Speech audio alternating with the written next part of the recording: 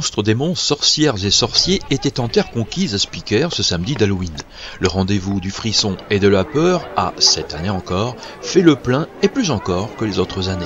C'est vrai que tous les ans, on est victime de notre succès et cette année, Harry Potter, en fait, je ne sais pas combien de personnes se sont présentées dans le village aujourd'hui, mais c'est juste incroyable. Les sorciers et sorcières avaient leur quartier bien à eux pour jeter 1001 sorts sur les visiteurs qui oseraient défier la puissance maléfique en présence. La série de cinéma Harry Potter était mise à l'honneur avec des reconstitutions de scènes des films.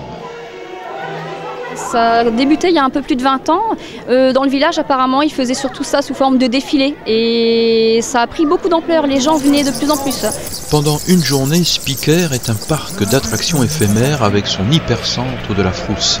Ici, des esprits tourmentés, des démons se mêlent au public et c'est comme un carnaval de l'horreur. C'est à celui qui fera le plus peur, qui sera le plus inquiétant. Predator s'est invité à cette journée, il est apparu beaucoup moins sauvage qu'au cinéma. Mais le pire est dans les labyrinthes mal fréquentés qui laissent s'échapper des cris, des pleurs, parfois des rires, mais personne ne sort indemne de ces boyaux de la peur.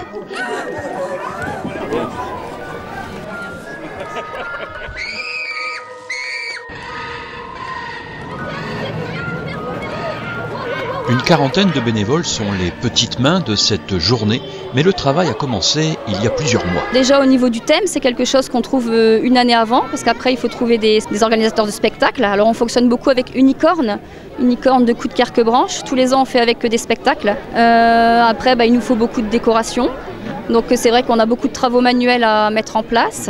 Et après, je dois dire que depuis le mois d'octobre, on est occupé dans les décors, du matin au soir, c'est toute une organisation.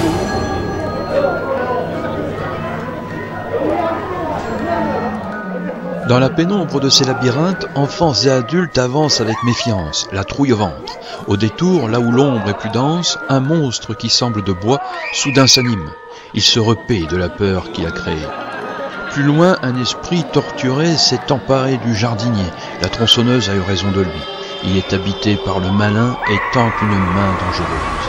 Ces boyaux de la peur sont le repère de choix pour les esprits maléfiques. Tout ici est fait pour faire peur. D'abord on prépare tout en atelier et ensuite on vient monter à partir du moment où les enfants sont en vacances. Mais on a quand même le centre aéré qui est là. Et du coup on réorganise un petit peu leur salle.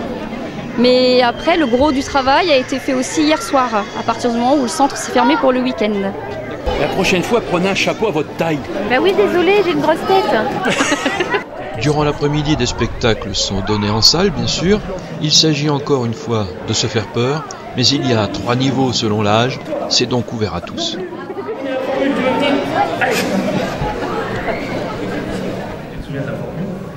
Non. Vite, allez là. Je vais essayer de dire, il part, vite.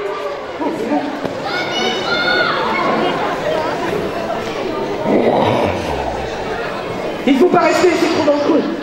Je vais pas pouvoir les tenir plus longtemps. Allez, partez, c'est plus ça. Mais je la vois pas. Voilà. La nuit approche, la journée Halloween touche à sa fin. Tout le monde attend l'arrivée de la sorcière. Elle sera offerte aux flammes de Vulcain.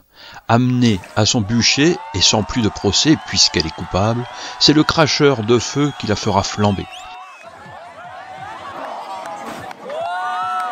Comme pour exorciser les angoisses et les peurs accumulées durant toute la journée, un feu d'artifice salvateur est tiré et Spiker retrouve sa quiétude.